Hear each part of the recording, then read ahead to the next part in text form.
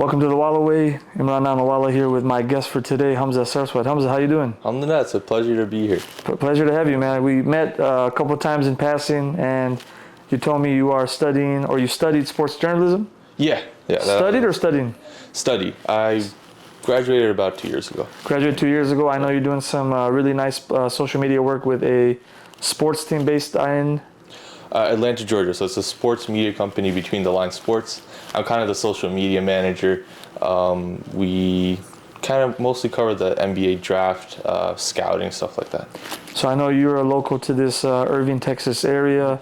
Huge sports aficionado, love basketball. Yep. And we've had a lot of good conversations so far on just different things related to basketball, man. And let's get straight into it. Because of different constraints. Yep. We'll have you on again. We'll go into your backstory. But as a sports journalist, as someone who's working the social media scene for this organization, when you're watching basketball, like what are you looking at? Like other than just looking for like highlights and things that might become viral, are you looking at content in a particular way? I think mostly kind of going for that viral angle because we're kind of building the pages from the ground up. Also with my own personal page, Life of Sports 7. So I'm kind of focusing on that. I've never played basketball at the high school, college level, but I've just been a fan for so long. I'm trying to kind of look in at a deeper level in terms of kind of going past the hot takes, people, Right. The clicky headlines, stuff like that, trying to provide a more kind of stable, fair assessment of basketball. Yeah, you mentioned that funny story where you became 6 foot at what age?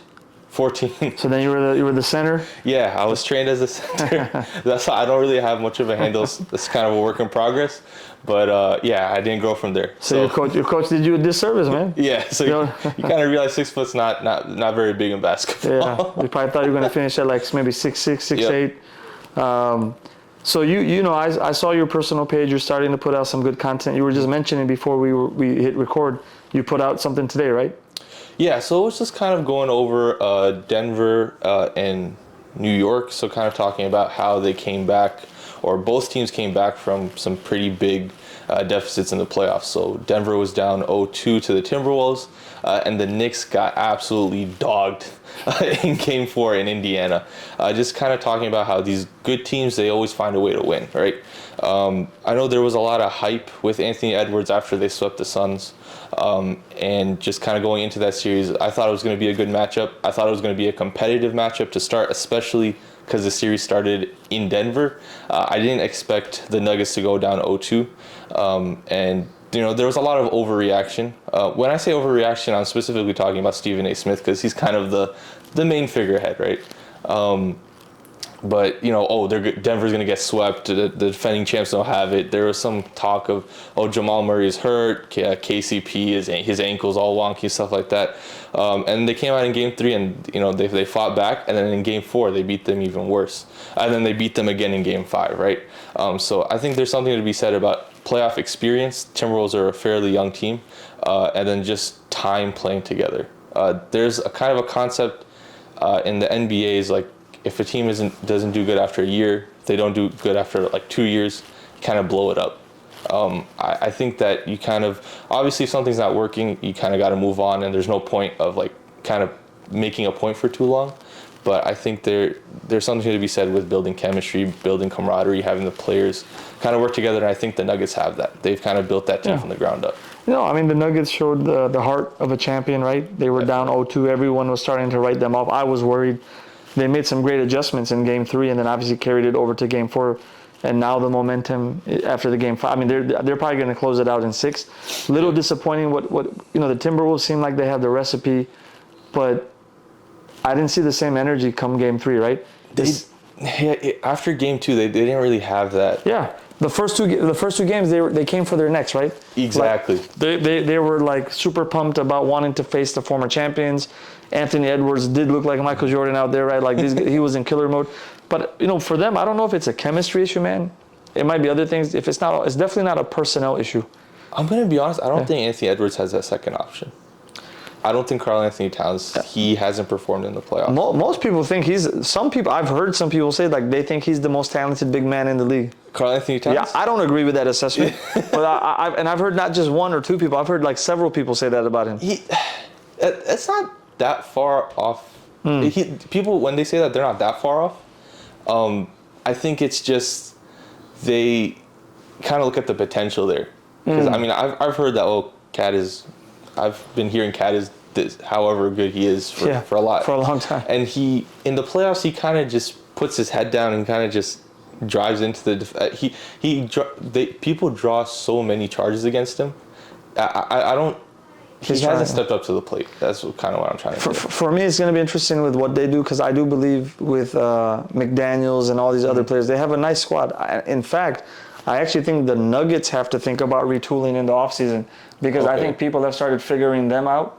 And they looked a step slower, man. I'm not going to be honest. Like I felt like in terms of a consistent third option, even with Jamal Murray. You know, I saw some periods where he was struggling a little bit. So I think these guys are going to have to think about retooling because remember they lost Bruce Brown, who was a great defender for them. Exactly. They also lost one other player. I'm trying to think. Who else made they kept a lot of.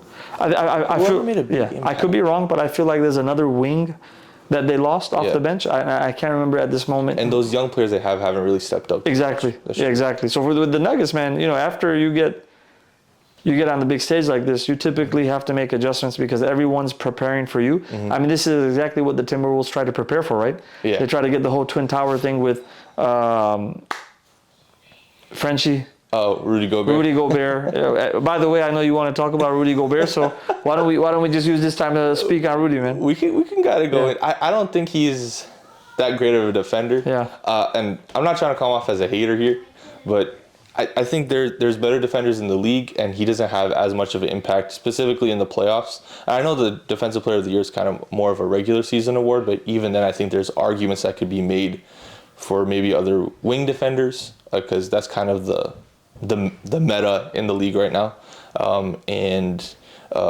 You know, kind of more underrated players. I think they kind of deserve some more recognition there. Yeah, for me, I definitely agree. Like, I think he's a really good defender, but I don't think he was the Defensive Player of the Year. I think Wemby. Yeah, I think Wemby should have got it. Even statistically, like if you look at all the major defensive stats, Wemby, I think in like 8 out of 10 categories outpaced him. And here's the other thing: if you're is it 3 or 4 time now? 3 times? It's 4. That's like historical. Yeah, how can you not be put on the best big offensive player on the other team regularly? Exactly. Like they shouldn't have to try to switch you, run you away, start you off on weak side. So and Jokic is baking him. Oh yeah. And I was telling one of my friends, and he was making the argument, look, Jokic is going to cook anyone. Yeah. Which is true. But man, you're the 4-time Defensive Player of the Year. Exactly. Like, at least make it hard. No, you can't look average. Exactly. Yeah, I think about the greats, you know, growing up in the 90s and 2000s, and I think like Ben Wallace won it several times. Yep. Ben Wallace was a monster on defense. I think Hakeem won it 4 times. Was a great defensive player. You had Dennis Rodman, who used to just frustrate. Yep. I mean, he would even frustrate guys like Shaq. And Dennis was much smaller than Shaq. Yep. So for the fact that this guy is not being taken seriously, or like you can see that it's not really bothering Jokic at all. Yeah. And look, I love Jokic. I do think Jokic this year was in the MVP race. I may have, based on regular season only, given it to like SGA. I was leaning more towards Luka. Yeah, or maybe Luka. Yeah, maybe Luka. But now in the playoffs, I'm like, oh yeah, Jokic. Yeah. Like Jokic has proven everyone. Like he's really showing you why he's the best player in the league. But what I'm trying to say is, he's not unstoppable, man. Like I personally believe, I love Jokic. I had him as MVP last year, the year before. Yep. Great footwork. He can shoot it from the outside. He can post up. He can finish with both hands. He's a great passer. Yep. In my opinion, like the big men of the previous generation would have. I wouldn't say they would eat him up, but they would do a solid job. Like Shaq in his prime, yep. A Yao Ming in his prime, even a Dwight. Like we saw an older, not washed, but like bouncing around Dwight Howard, frustrate him. Orlando Magic Dwight would have gave him fits. Tim Duncan in his prime would have it would have been a nice back and forth. I think Hakeem that would have been a fun matchup. Oh yeah. How about this? If the Nuggets win this year, it's all hypothetical. If the Nuggets win this year, Are you willing to put him like top 5 center or top 7? Yeah, I mean, I think you had, like, again, these questions are so, now that you look at how people answer these questions, you start realizing that these are generational conversations, right? So it's hard to compare. It's one thing to compare to the generation right before you. That's true. But when you go back 3, 4, 5 generations, this is just completely different eras, completely different mechanisms, completely different style of, bro, just think about treatment. In the old days, you just kind of got through whatever you were dealing with. Yeah. You took the local bus to your game. Yep. You worked your regular job if you had it. So you can't compare to those guys who weren't making this money, who didn't have traveling nutritionists, IV vitamins, hyperbaric chambers, and all this amazing content just available on YouTube and through Zoom, where even if you're in Croatia or Serbia, but you want to train with your American coach, or if you're in America and you want to stick to your German shooting coach.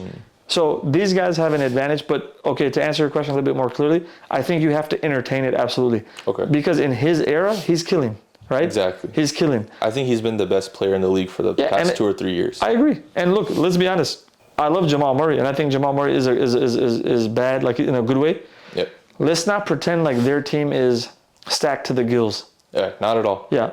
I think they fit very well together. Yeah. But I wouldn't call them a stack. When they picked up Aaron Gordon from the Magic, I personally, when they did that, that's when I thought that was the missing piece. Oh, really? I didn't think it was a good move. You didn't think he fit?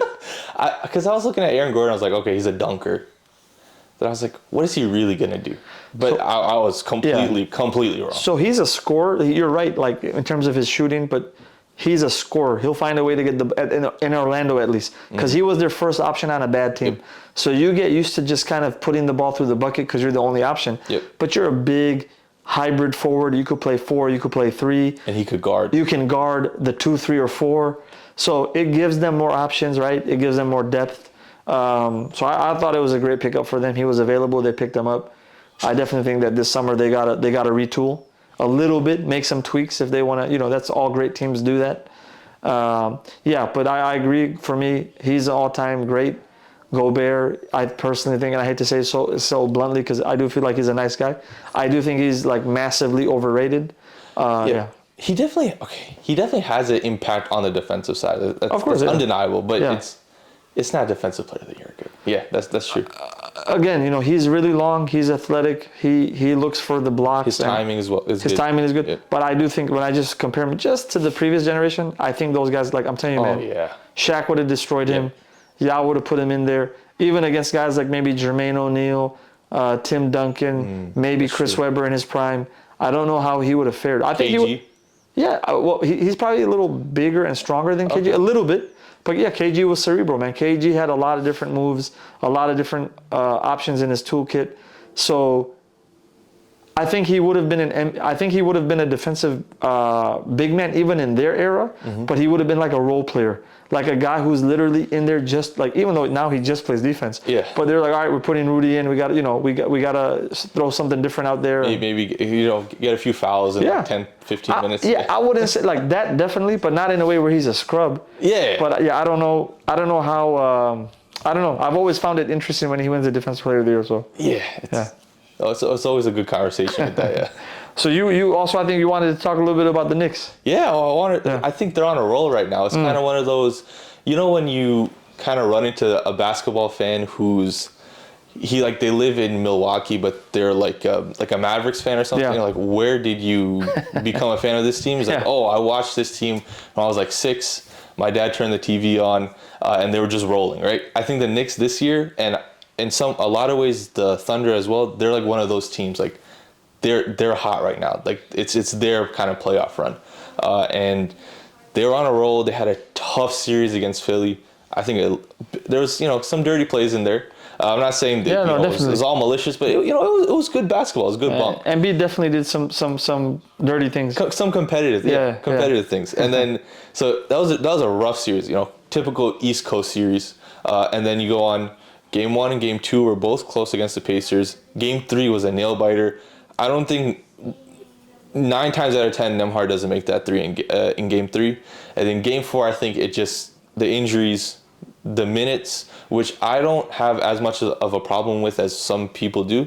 The injuries, the minutes, and just the fast pace and just the pressure of the Pacers, it just caught up to them. They got blown out by what I think it was like 30. And there was a lot of overreaction again. They're too injured. Tom Thibodeau is going to run his players into the ground, which I still think he will. I think we got another good maybe year and a half of like prime Jalen Brunson. Oh man, that's sad. And then unless he changes his ways, let's see. And then it's Game 5 they came out just gunning, and it was fun to watch as a Knicks fan. I'm super excited by the Knicks. I love what they've done. I love. Even though I grew up in Chicago and we grew up to hate the Knicks. Oh yeah, well yeah, but it's my uncles they hated the Bulls. Yeah, there you go. So the thing is, but it's always good for basketball for the Knicks to be doing well. The ambiance of Madison Square Garden, even through the TV, is palpable. It's amazing, man. You can sense just how energetic the place is, how lively it is. Yep. Saying that, I'm really pulling for them to make it to the Eastern Conference Finals. But without Randall, Randall, Mitchell Robinson.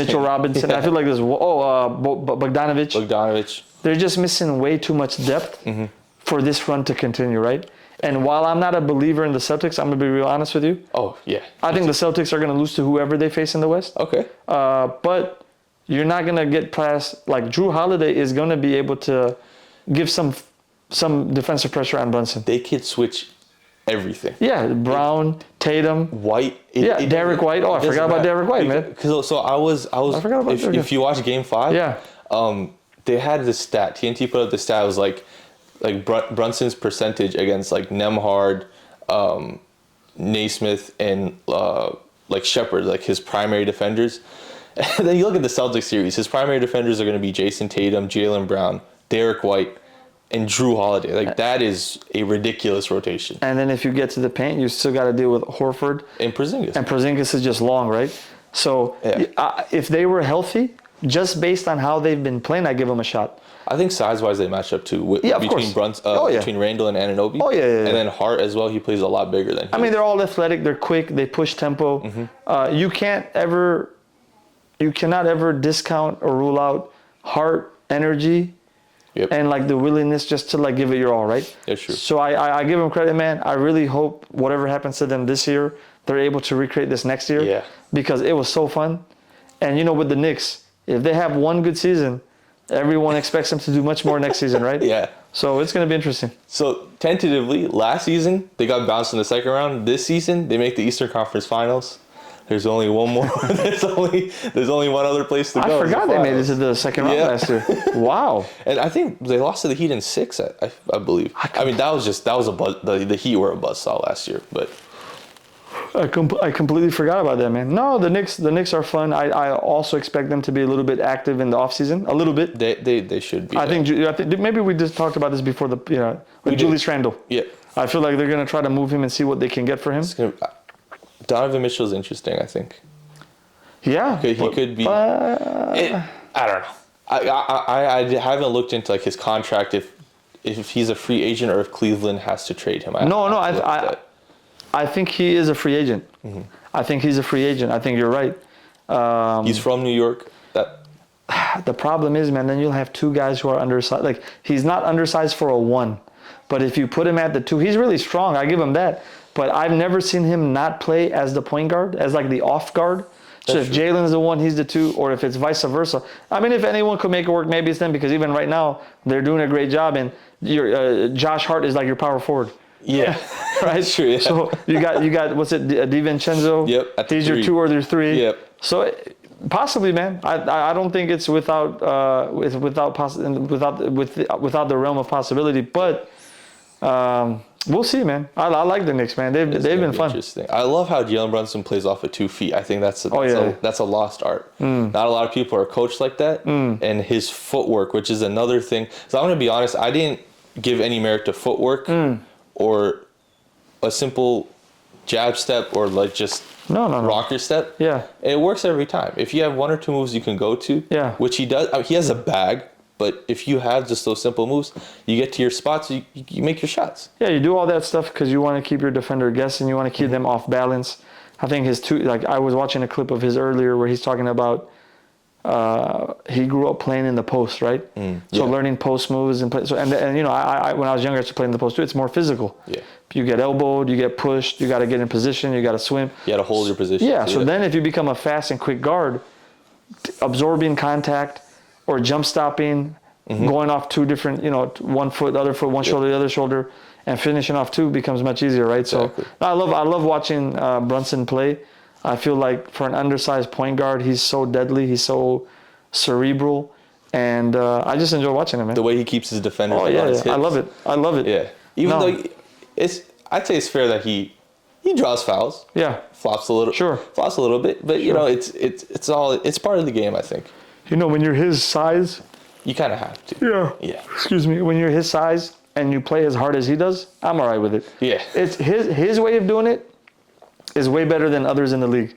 There are some other guys who just live like that. Yeah. Right? Trae Young. Yeah, Trae's one. James Harden used to be one. That's why I didn't have. We're talking about all the players I don't like. Yeah, okay. But prime James Harden was a monster. He was a machine. He was the system as he played. Yeah. But it was a lot of free throws. He was too professional at drawing fouls. Yeah, I mean it's a skill. Yeah, but the way he played the Warriors in 2017 and 2018, I don't think there was any other team that could have. I mean, they could have made it, man. If Chris Paul wasn't injured the 1 year on the Rockets, these guys dethroned the prime Warriors, and it's literally off his back. Yeah. And you know that's Chris Paul's his knock that he always gets injured in the playoffs and these type of things. So his hand. Yeah. Just like when they made it to the finals. Oh yeah. They're winning that series, and Pat Bev pushes him in the back, and then he gets whiplash or something. Yeah. So, and he was already banged up for that game. He had a hand or a hamstring or something. So, I think it was his shoulder against the Lakers that year. Yeah, it was his shoulder. You're right. No, man, it's the playoffs are fun, man. I think we'll have a couple games on tonight, or at least one game. I think it's the Game 6 Timberwolves and Nuggets. Really? That's tonight? Yeah, that's tonight. Not the Knicks? Knicks is Friday. I like that because we got like 2-3 days. Oh yeah, rest. Give them all the days they need. Yeah, man. No, I'm excited, man. Basketball's fun. It's going to be interesting to see what teams do in the offseason. The draft is going to be interesting. I know it's not as deep as it is, but still, it's the draft. Yeah. You can always find some hidden gems. There's a lot of international talent. Exactly. I've been looking at these players for a few months because of my Between the Lines Sports position, and I think Alex Sarr is someone, Zachary Riza-Shea, Nikola Topic. Those are all like international. Two of them are like are kind of bigs or 4 and 5s, and then Nikola Topic is like a bigger guard. Where do you think Sarr and Topic are gonna go? Like what? This is not from the company. This is me personally. Yeah. I think Sarr might go top 3. Okay. And Topic, depending on who's picking, definitely top 10. I'd say he's. I want the Spurs to get one of them. The Spurs need a real point guard. I want the Spurs to get one of them. Because it was very frustrating to watch Wemby stand there or run the break, not stand there, but run the break, call for the ball, and you could pretty much throw it up anywhere. He catch it, and they looked him off. Now I wonder if I felt like for a point they were doing it intentionally. I could be completely wrong. Yeah, I think that's maybe locker room stuff. Yeah. I don't know. But it seemed to get better towards the end of the year. Yeah, definitely. Where they started deferring it, but you don't think Topic is a big, right? He's a guard. No, Sarr's a big. Sarr's a big. So do you think? Let's analyze both of them. Do you think if they got Sarr, would it help them? No, I don't. I think a guard or a two-way player would be better. So I agree. I've been telling friends that they need a good two-way player. Mm-hmm. But now the thing is this: a lot of people are high on Vassell, like they feel like he can develop. So you don't see it. Vassell and Keldon Johnson are good. Yeah. They need some, because I can't remember. I watched a few Spurs games this season, and I can't remember what the stat was. There was some stat where it wasn't a good defensive stat for the two of them, and which surprised me, because it's Greg Popovich. Yeah. It's the Spurs, right? I would assume that just automatically they're good defenders, but that was a surprise to me. Obviously, they're young players; they're still developing. But I think a big guard or a good two-way player. And I don't think.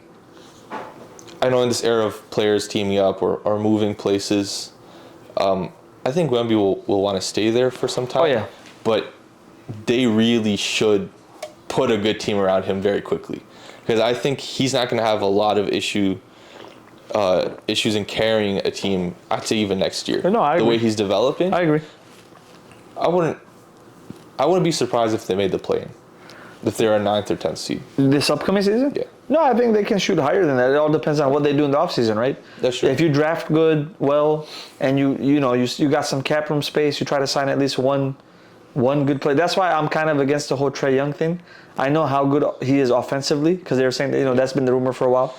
But and again, you could hide him defensively with Wemby's length. Oh, for sure. But I would rather, and I think we talked about this, like Booker. I would rather try to go after like a Devin Booker. Yeah, you were telling me that before. Yeah. Yep.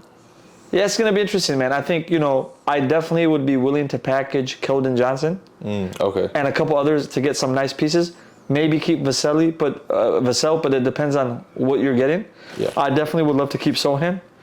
He's good. Yeah. He's nice. He's not the point guard that He should not be a point guard. But that's not his role. That's not his role. I think Yeah. he's a player. He can definitely play. He has a role in the team, right? He's like a utility guy. He can do a little bit of everything. Keep someone like him in. He's going to play some gritty, dirty defense. Zach Collins is a good vet. Yeah. I think he's a good vet. I'm trying to think who else is on their roster. They got Jones, another point guard. I love Trae. Yeah. They got Jones, they got Vassell, they got Keldon Johnson, they got Sohan, they got Zach, they got I'm missing someone. That's not a bad roster. No. Yeah. No, the Spurs are nice, man. I think again, Wemby's proven himself. They gotta get a couple guys with him, man. You get a couple guys with him, you could do some damage. Yeah, they don't even have to be like anyone over the top. Just good players. That's why even if they draft right, I know that again it's not deep, but if they draft decent enough, you're gonna throw in some nice role players. Because they have the 4th overall pick, and I think they have the 8th overall pick. Yeah, Yep. yeah. Is it 4 or 5? Ooh, I believe it's 4. Okay. Yeah. I know they have the 8th, and it's either the 4th or the 5th. And they should have lost their last game of the season, man, because that affected their odds. Yeah. Okay. They really should have lost that game, man. I don't know what point Popovich was. Was it the one against the Nuggets? It may have been. Because that if that wasn't the last game, that was one of the last games. Yeah. And I was like, yeah, it was like everybody's getting pumped. You could have got the 1st or 2nd pick, Yeah. So no, man, it's gonna be interesting with what happens in the off season, and yeah. No. Anything else on your mind? I think we didn't talk about the Mavs at all. Let's talk about the Mavs. I think they're. I was listening to another podcast. I can't remember the name right now. But they were saying this is their year to kind of go for it. I think they have another year or two with Luka and Kyrie, but I think they're another team that's built a lot of momentum, especially after the trade deadline with Gafford, PJ Washington. Yep. I'm scared of them facing the Nuggets or the Timberwolves. Yeah. Because I think they could both, especially because Luka's banged up. Yeah. And they could be very physical with him. Aaron Gordon, KCP. And then if the Timberwolves win Game 6 and 7, then you have the whole roster to just get physical. So I agree with you. I think that both of the teams would be favorites over the Mavs, especially given the fact that he's banged up, and you can tell Luka's banged up, right? Yeah. He's never been the fastest guy in the court, but you can tell he's not getting to the post. Yeah. No, you can tell he's not Luka right now. Yeah, he's not getting to spots. So that worries me, but I love the play of the rest of the team. Yeah. I love Lively. I love Gafford. These guys are coming to their own, so that's why I have some hope. Okay, you could have some bodies to throw at Jokic, but I don't know how they would do ultimately. Like how they got to stay disciplined. Yeah, but I wouldn't mind seeing them against the Celtics. I don't think the Mavericks would fare like. I think it'd be fun. It'd be fun. Tatum, and I'll be honest, man. I'm not a big believer in like. I love Brown, right? I love, but there's times where they take their foot off the gas pedal.